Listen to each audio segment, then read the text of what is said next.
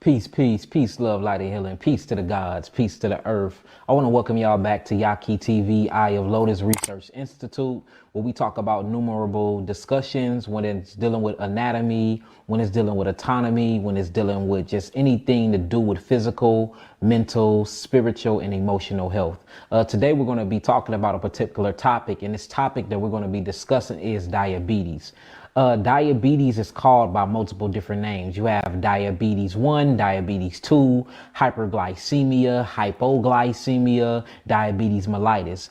And if you actually get into the etymology of the word diabetes, it actually means sweet urine. And the reason why it means sweet urine is because we're dealing with the blood sugar. And whenever you start hearing about diabetes, it's the blood sugar have been compromised, either by the pancreas, either by the nervous system, or either by damaged, unutilized minerals and cells dealing with the pancreas. So get your pens, get your pads. We're going to sit back, relax, and we're going to dive deep. Tell me when I'm rolling, bro.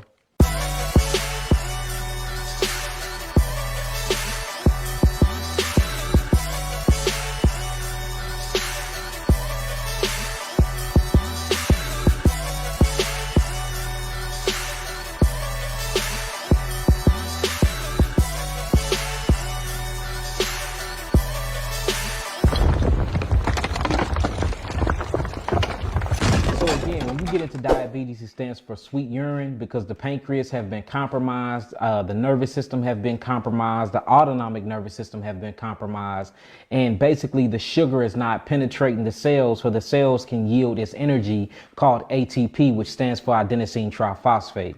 So when you start breaking down these different levels of diabetes, it'll show you which system inside the body or which cells inside the bodies that make up the tissues or make up the organs is compromised. For instance, diabetes mellitus 1, or what they call hyperglycemia. You start dealing with something where the sugars inside of the body is not making it into the cell because insulin is failing to do its job. Insulin is a hormone and it's like an alcohol solvent. And what insulin is, it acts as the key factor to a door. The door is supposed to go in the cell, and insulin acts as that key to open that door for sugar can penetrate the cells. That way the cell can yield its energy through burning off the fuel. Then you got hyperglycemia, or what they call diabetes mellitus 2. And this is simply the adrenal glands is not functioning properly, or because the adrenal glands is in control of the parasympathetic and the sympathetic nervous system, or what we call the autonomic nervous system. And these are the things that run on autopilot. And one of these autopilot things that the adrenal glands is in control of is sugar metabolism.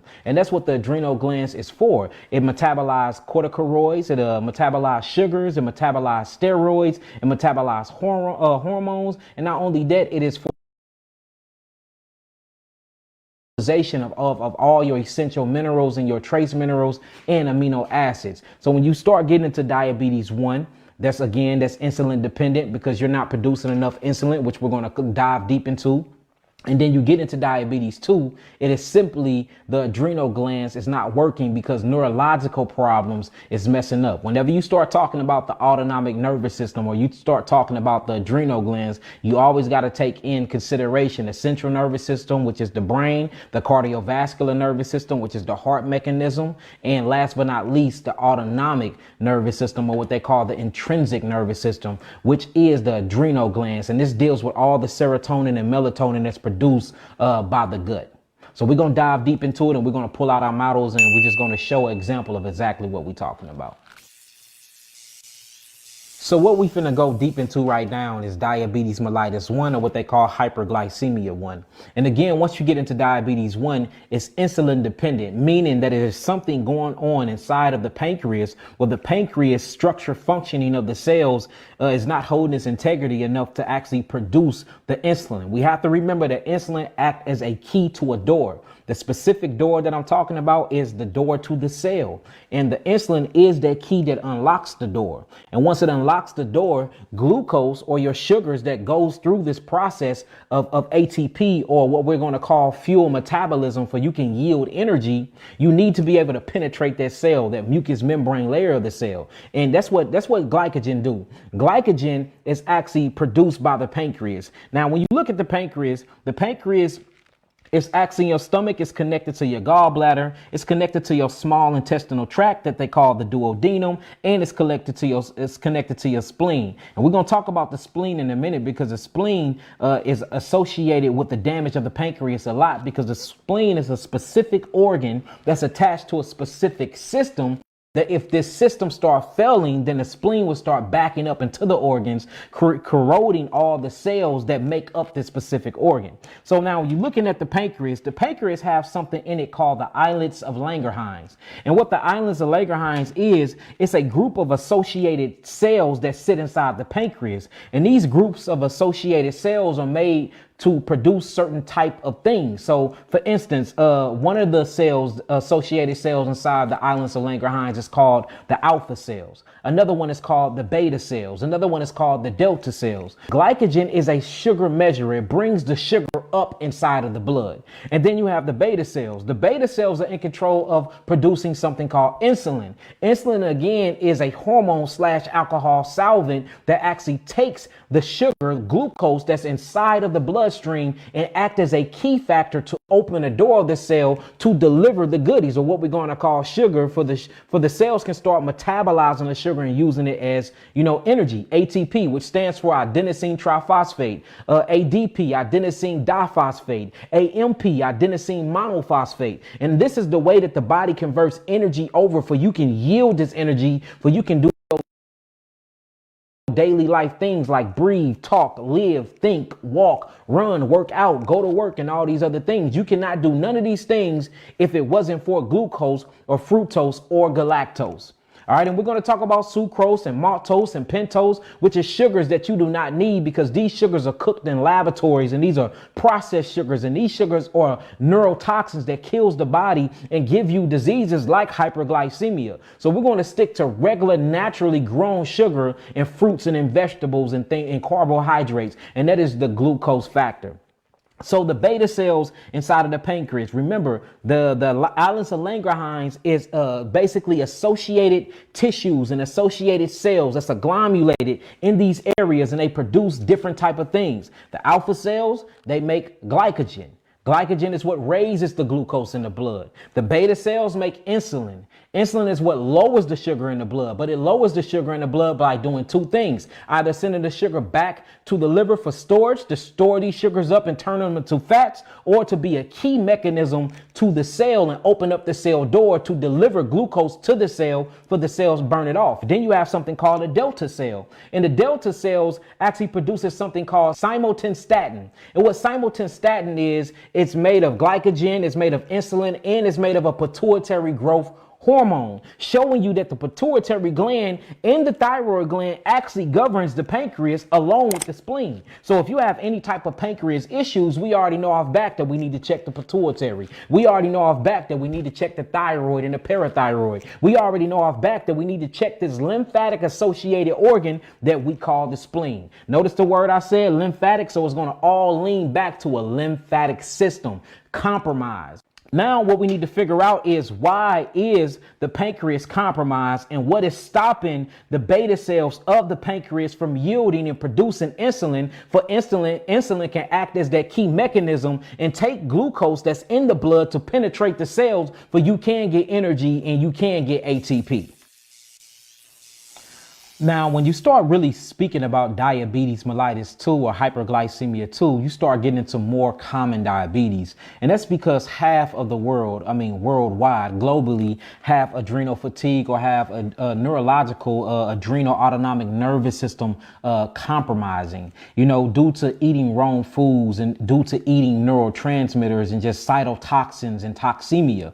So when you start talking about diabetes mellitus 2 or diabetes 2, it's nothing but adrenal gland problem. And the reason why I'm stating that is because the adrenal glands is actually in control of your sugar metabolism, is actually in control of your sugar utilization. These are the adrenal glands. This is a life size, a 3 times life size adrenal glands and kidney.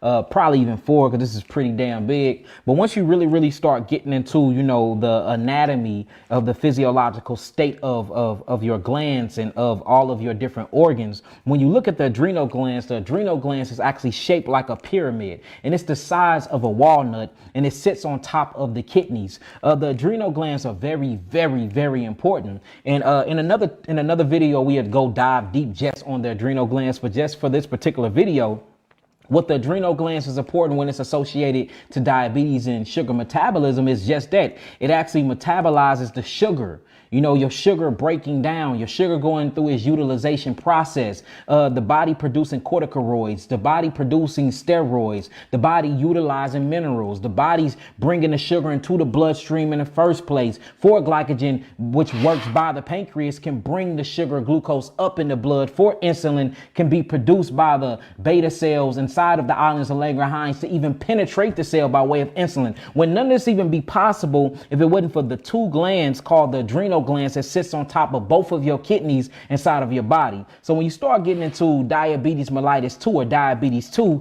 it is about sugar metabolism, and it's have been compromised because something is not working inside the adrenal glands. And usually what we find when we're healing these things inside of people is it's a bunch of mucus and a bunch of acids that have been built up inside of the kidneys, and the kidneys are starting to back up interstitially by way of lymphatic fluid. And once you back up all that lymphatic fluid and all the salts and all the different acids and acidosis start building up in the kidneys, the first thing it do is short circuit the adrenal glands. The adrenal glands is in control of the parasympathetic and the sympathetic nervous system. It's also in control of the autonomic nervous system. If you look at the prefix of autonomic nervous system, it means auto. And these are things that's supposed to run on autopilot. For instance, you eating some food and you breaking down the food and going through the digestion. You know, it's 4 keys to the kingdom. The first one is digestion. The second one is absorption. The third one is utilization. And the fourth one is elimination. All of these different processes are actually ran by the adrenal glands. So if you digest the food and then you finally get it inside of the stomach and it goes into the duodenum, this is where the absorption happens at by way of the microbiome. Once the microbiome gets these things inside of there, now it's time to be utilized. Well, this is in control of all of your utilization. This is in control of metabolizing. Make sure all the neurological transmitters are responding and sending out the proper messages, and we're going to heal the entire body. The beautiful thing about fasting and the beautiful thing about detoxing and resting is when you are focused on just resting and fasting and eating all fruits, you can give your body the yielding energy to spend all this energy on actually regenerating the pancreas and the adrenal glands, because an all fruit diet does not need the pancreas for you to yield ATP, which is nothing but your energy. Your food should not kill you. Get away from the dopamine. Get away from the sugar. The moment that they take sugar out of sugar cane, it's the moment that they isolate and cook this sugar, and then that sugar become a drug. That sugar become a neurotoxin. As long as that sugar is naturally occurring in that fruit or that vegetable, it is good for the body. But I'm going to show you how to cleanse and heal your body, get your adrenals back online, open up your lymphatic system, and send rest to the kidneys and to the adrenals and to the pancreas, for it can rehabilitate and rejuvenate itself and regenerate the cellular tissues, and you will never have to suffer from diabetes again. We have to take into consideration that we are a community that lack love inside of the community. And due to slave masters and just being in slavery and all these stress-related diseases, we have to show and prove that diabetes is a stress-related disease, because we are emotional eaters and we eat for a reason. And the reason why we're eating and are addicted to all these sugars is because it keeps our mind off of what's really going on and off the reality of, you know, just the traumatic experiences that our ancestors have went through. When you're constantly being in a state of fight or flight, you know, you tend to eat and have these emotional eating habits. And the fact is, we're addicted to eating and we're doing it too much. Anything that you cannot fast from, you're addicted to. We have food in our mouth at all times out of the day. We either chewing candy, chewing gum, sucking on peppermints, or we going out eating, or we thinking about our next meal. And that is our issue. We are glucose loading way too much. Sugar is actually associated with love, and all diseases have an emotional component. And the emotional component that's associated with diabetes is the lack of self-confidence and the lack of love. And we have replaced love in the Black community, or the so-called African American community, with sugar. Just notice in the speech and the terminology, we call our significant others honey. We call them sugar buns. We call them honey dip or honeydew.